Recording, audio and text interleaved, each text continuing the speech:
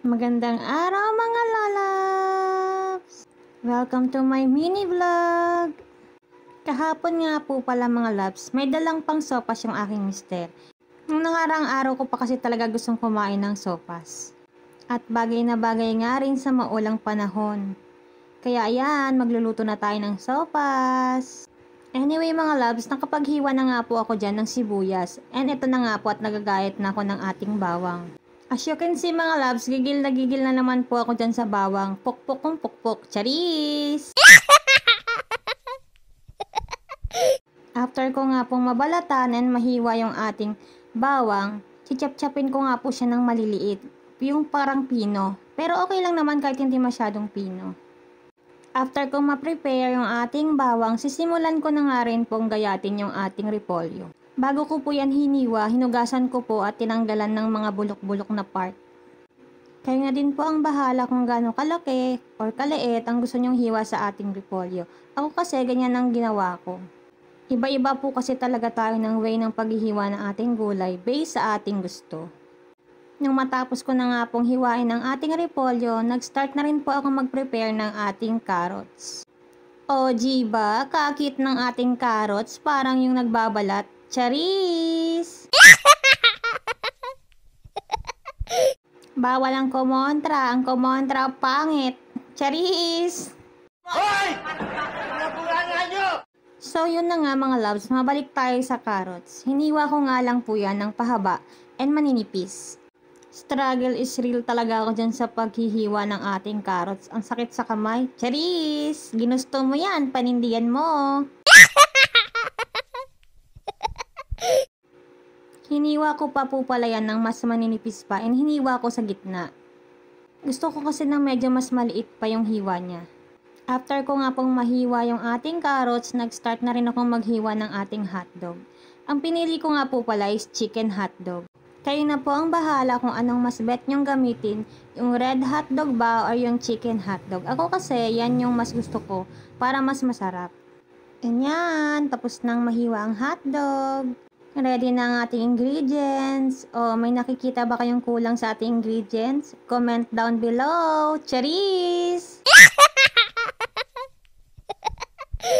So anyway mga loves, nagpainit na nga po pala ako dyan ng kaserola. And nung uminit na yung ating kaserola, naglagay na rin po ako ng konting oil. And nung masunog na yung kaserola, nung uminit na yung ating oil, maglalagay na nga po ako dyan ng margarine.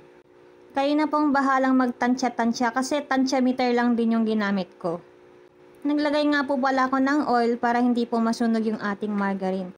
Then, inilagay ko na nga rin po yung ating sibuyas. And nung nag-aroma na nga yung ating sibuyas, inilagay ko na nga rin po yung ating bawang. Nag-add nga po pala ako dyan ng kaunti pang margarine. And then, mix, mix, mix! So ayun na nga mga loves, nung nasunog na yung ating sibuyas at bawang, nung naluto na at nag-aroma na yung ating sibuyas at bawang, inilagay ko na nga po yung ating corned beef. Isasangkot siya ko nga lang po yan para maluto na po yung ating corned beef. Pagkalagay ko nga po ng corned beef, ilalagay ko na nga rin pa yung ating chicken hotdog.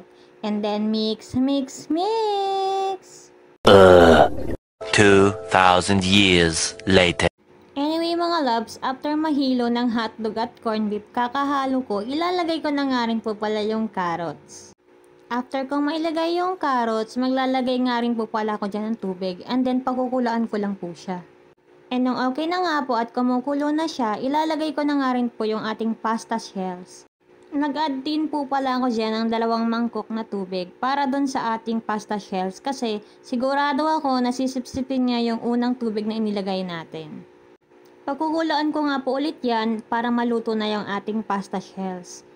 At nung kumukulo na nga po ulit, maglalagay nga po tayo ng Knorr chicken cubes kasi wala po tayong chicken na ingredients. Yun po yung kulang. Hindi kasi nakabili yung mister ko, siguro nakalimutan niya. Kasi ibinilin ko nga lang din po yung pagbili ng ingredients ng sopas.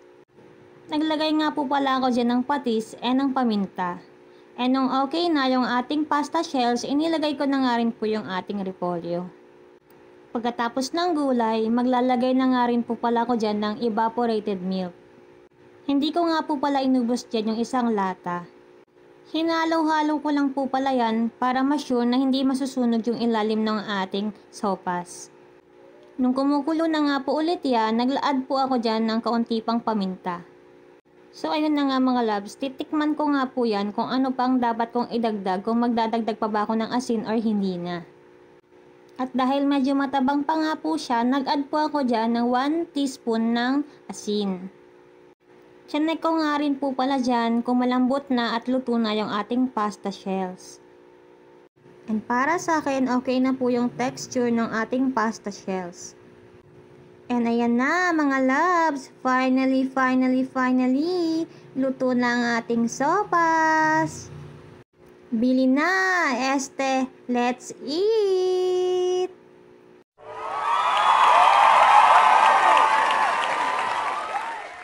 Ako lang ba yung inuulam ang sopas sa kanin?